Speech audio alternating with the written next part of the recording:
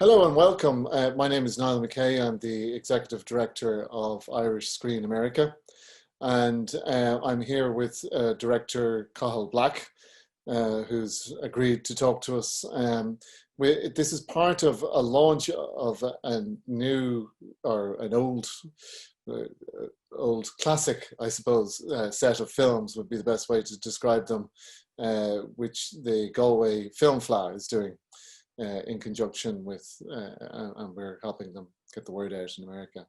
So, so Cahill's film that we're showing is called Korea, and it's based on a John McGahern novel, I believe. It was a novel, or No, it's actually about a 4 or 5 page short story.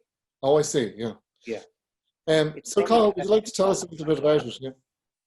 Sorry. Well, the story itself is from a collection called Nightlines, which I was very fond of, and I think actually another film I made called Wheels was in the same collection. The story itself is it really centers on this lad's realization that his father may want to sell him. His father, who's a sort of a bitter man who fought on the wrong side of the Civil War and is having his fishing license revoked, and this is sort of in the Midland stroke Roscommon area. He overhears somebody talking about money that could be made if your son or sons go to America, are enlisted, and there's money there. And if they fight in the Korean War, and they are shot, the family are compensated with something like $10,000. And the son realizes that the father is prepared to do this, or is certainly thinking about this. And that's the kind of the shock of him growing up. Ironically, the father himself has sort of fought in the Civil War, and in the end, the son realizing that the father is capable of doing this makes him feel, as he said, as McGahern says, I never felt so close to him before. Not since he held me on the shoulders above the laughing crowd or the cheering crowd at the football matches in Croke Park. And he says, each move I made, I watched closely as if I too had to prepare myself to murder. So the legacy that the father is giving him is this propensity towards violence, which is a kind of an interesting basis for a story. Now, the problem was, in a way, is that the story itself didn't really have enough sort of engine in it to carry a sort of even a short feature-length film. So I had written a script, and it was coming in around 27 minutes. It was far more experimental almost. It was all about slow movements and very little dialogue. And then I gave it to Joe Byrne, came in and kind of transformed it into this love story of opposite sides of the tracks and opposing views about the past, and a love story that tries to survive through the middle of all of this. So that's essentially what Korea is about. And in some ways, it actually, the love story in some ways adds another dimension to it, but also takes away from the more bitter core of the McGahern story. I think McGahern liked it, though. When you're looking for, when you're working on a film, are you looking for that central thought or idea that's going to kind of drive the film through, narrative arc, if you like? Is there Yeah, I mean, I think unconsciously you are, and there was also an image that McKay talks about in the short story where a local lad had gone to fight in America, being shot in the Korean War, his body shipped back, and he's given kind of some sort of military honors. Yeah. Um, the McGahern says shots fired over a grave. Actually, in our research, we found that that probably didn't happen. But there were certainly people, you know, buried around the country who have fought in Vietnam and fought in Korea and were buried with military honors back in Ireland. And he talks about that, and I had written in the script that I thought it would be quite beautiful to see the sense of water and migration and emigration and stuff like that. To see this boat carrying this coffin across a lake. And as it happened, I struck gold because there was there is a small graveyard on an island in Cavan where we shot the film, and it's one of the kind of the more beautiful sequences in the film. It's quite subliminal as well, isn't it? The sort of, you know, the crossing the river Styx or whatever, you know, the passage that nobody, the crossing that nobody returns from, you know, it's, Yeah, you yeah, know, yeah.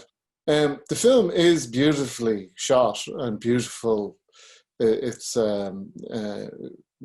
it really shows the sort of the you know, was that a, well, it was obviously a conscious thing. It kind of shows the juxtaposition between this kind of ugliness that's going on a personal level, and then this beautiful landscape and lakes and fishing and all that sort of stuff. How did you, when you sat down to kind of plan out the film, how did you approach that? Well, I mean, there was two ways of looking at it. You could actually shoot it, and it would end up being quite murky, yeah. Or you could go with the landscape and the kind of the beauty of the faces and the younger people. And I felt that we needed to find a cinematographer, and I was helped by Darrell Collins, who was one of the producers, principal producer. And we found somebody who just could bring an extra sense of goldenness about it, because in many ways the father is about to, you know, lose what he wanted his own wife to appreciate in their later years, and all of this is going to be taken away from him. So it's a kind of a golden time, yeah. And the son says it was our last summer in the lake, and made him want to talk, to speak of himself before it ended. So in many ways, it's a kind of a golden time that probably won't be, you know, they won't be able to grasp that again. And I liked that you didn't have them shoot each other in front of her at the end, you know, which may have been more in the tradition of Irish storytelling at the time. Like, yeah, was that in the original story, or was it? No, there's no shooting in the original story. But yeah, we kind of planted this thing about his gun being on the wall, and the son having to shoot him so he can survive, as it were.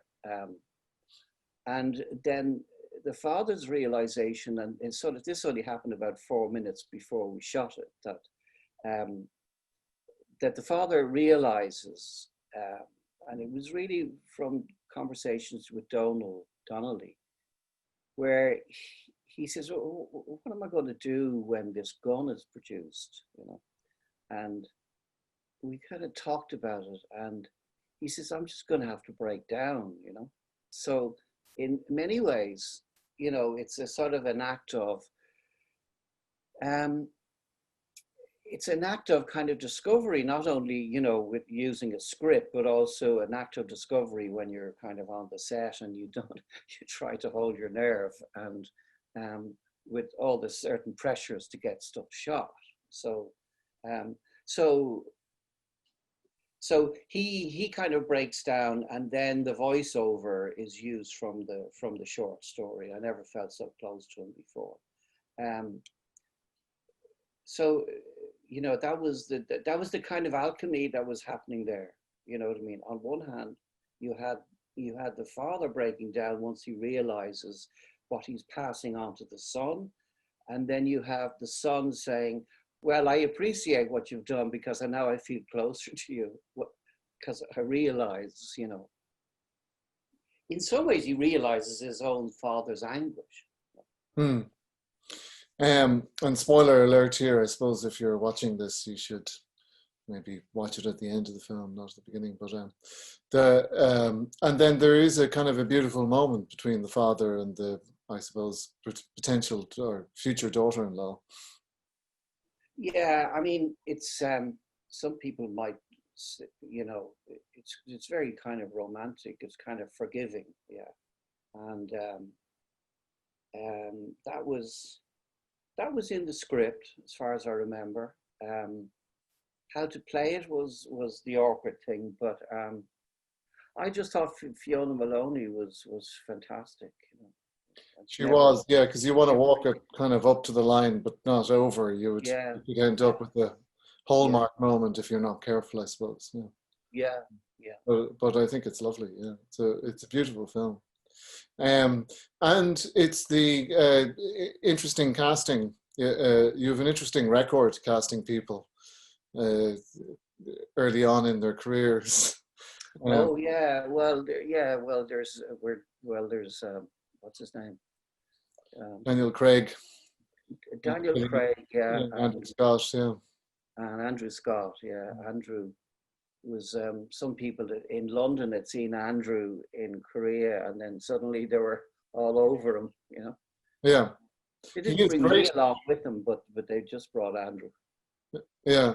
Oh, he is great in it though. He does have that like I did, and it's an interesting testament to this sort of business, in terms of, people often look at other people and they say, oh, well, so and so's, and seems like an overnight success, so, and Andrew's enjoying a particularly good moment in his career, I suppose, at the moment, in terms of that, Yes. he was the best thing. Like he's uh, but you can see that in him. He has that, even as a young man, he has it kind of going on behind the eyes. He's not only a pretty face, if you put it that way. Yeah, yeah. In fact, I was worried about his prettiness, and it was my girlfriend at the time who said, "You must be crazy, just pick him for God's sake." And she was right. We had and it was Andrew who brought the slightly Fermanagh accent into it as well, which is just on the border between Cavan and Fermanagh and the north.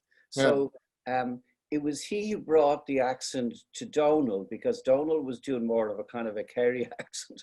And I said, well, these accents aren't working, so, and this was in rehearsal. So I said, we better go out and fix these accents because they're all over the place. So Andrew's mother is from Fermanagh. So he brought that, and like he could take the mother off really well, but also he transposed it onto Donald, who picked up on it. So I was quite happy with that. But yeah, I mean, he was only 17 at the time. wow, yeah, yeah, Yeah, yeah. yeah, both of Do them were. there is that early shot where you've sort of got a very big close up of him looking down the lens, from a lower point. Did you realize what you were getting when you were getting it at that stage, or was it? Fairly much. Yeah, I mean, fairly much. I mean, even with both of them, I thought, geez, they look really well.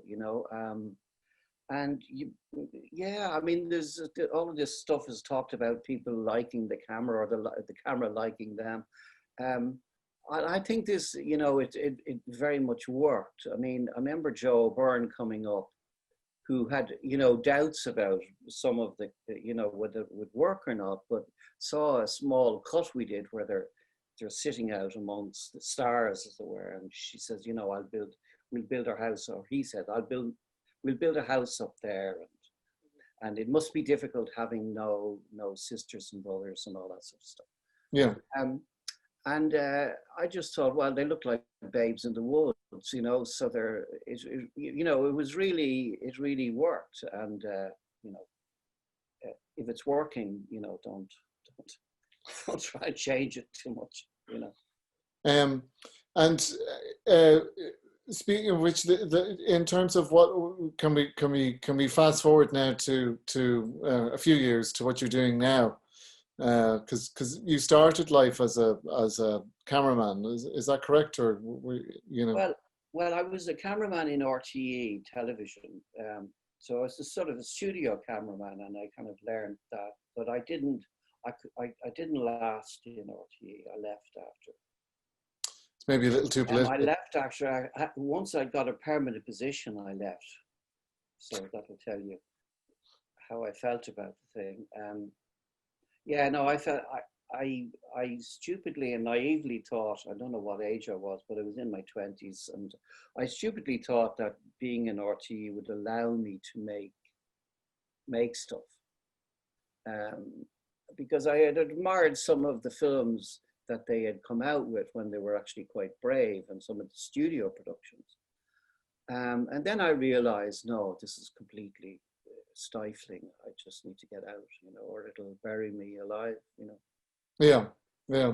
And what are you working on at the moment?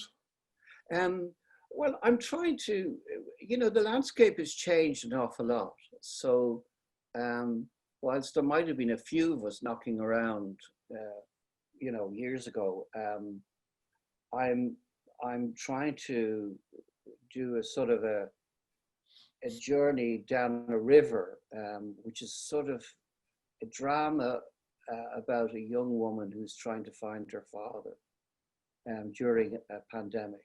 So it's kind of very relevant to what's going on now, but it isn't about pandemic, or it isn't about viruses. It's more about memory and loss, and kind of an overriding sense of loneliness. I had a few other scripts that are all withering on the vine, and I'm you know, in many ways I'm struggling because the new film board, Screen Ireland, well, they either have their hands full or they don't necessarily recognise. There's no fast tracking, and the kind of conglomerates of, you know, production houses, stroke producers, yeah, is it's kind of taking over, and on one hand, that gives it a sort of sense of power, or a kind of an easier pass in towards financing, only if it's the priority script that they're working on. If they're not, you're in bad shape. Yeah. So and because everybody's making stuff now, yeah, and there's a kind of an hysteria about the smallest thing, the smallest festivals, the most oblique situations that are given a kind of a PR exercise that is way beyond the subject matter or the product itself. One is stuck in this kind of, this sort of unhealthy sort of pressure to produce stuff, to rewrite history almost, and to kind of obliterate anybody who stands in the way. And it's hard to actually navigate through that. Yeah. And this current project, did you write it yourself, or It's mainly my idea, and I enlisted Philip Davidson's help to put some better English on it and stuff, and he came up with some other ideas as well, so it's kind of we've co-written it, but it was turned down by the Arts Council, and the Arts Council was its home, but it was turned down. So I have to. I'm not quite sure what to do with it now. Yeah, yeah. You're going ahead and doing it yourself, though, are you? I'm going to try and go ahead and do it myself, because if one is if one collapses every time these rejections come in, you just can't, you can't get out of bed in the morning. So um, so after the kind of the bitter disappointment of it all, I'm I'm trying to tell myself that I won't be allowed, or I won't be stopped um, creating, even though it seems to be saying we're not allowing you. Yeah, yeah, Yeah, yeah. It's a tough environment at the moment, I think, for anybody yeah. uh, going forward. Well, I think we're just about out of time, but in terms of, um, it's a wonderful film, Carl. It's perhaps, I suppose, you know, it's perhaps your most popular film, I suppose, or one of the films that's done. Yeah, yeah, it seems to be. And mind you, there was a kind of a showing of my work a few years ago in the IFI, and the one that packed them all out was pigs, and they were sitting on the floor, and I was thinking like, what's going on here, And it seemed to be a lot of students or something. So there's some sort of like underground appreciation of pigs for some reason. But And I'm very fond of. I have to say, I'm very fond of Korea, yeah, and I have great memories making it, even though, obviously it was tough at times and the budget was squeaky small. I just have great memories of it, and working with great people. and we brought you out for Learning Gravity, which is a wonderful documentary as well. Mm, mm. Are those films available anywhere? Pigs and Learning Gravity and some of the others that you. Um, believe they're on the site here in Ireland, which the name of which I can't remember. Volta, is it? Volta, yeah. Yeah, yeah, I'm not so sure that Learning Gravity is, but yeah, yeah. yeah. They're wonderful. Mm. Well, Carl, thank you very much for your time. This has been great. It's a tremendous film. I urge you to watch it and enjoy it as I do, and it really packs a punch, both emotionally and artistically. So I think it's a great piece of work. So and with that, I will sign off, and we'll speak to you soon, Cathal. Thank you very much. Thank Thanks. you. Bye bye.